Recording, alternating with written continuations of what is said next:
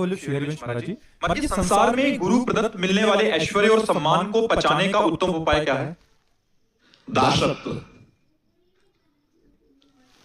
चाहे विश्व का ऐश्वर्य हमें गुरुदेव दे दे तो संपत्ति किसकी? गुरुदेव की। कभी मुनीम को अहंकार होता है क्या? जो मुनीम होता है उसको तो हर समय ये बात रहती कि मालिक का है, मेरा तो है नहीं। तो बैठा गद्दी में होता है लेकिन उसको पता है मैं केवल मुनीम हूं, मैं मालिक नहीं हूं। ऐसे ही सब संपत्ति रघुपति गया ही।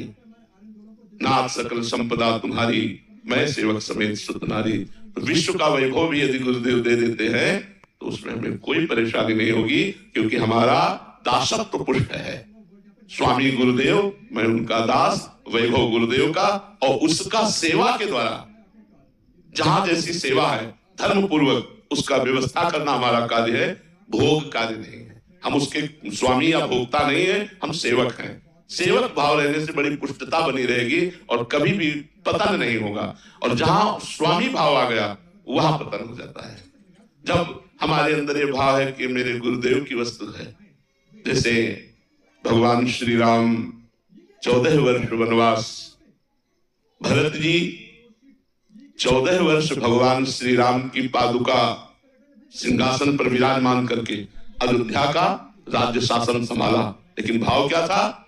राजा राम और मैं सेवक।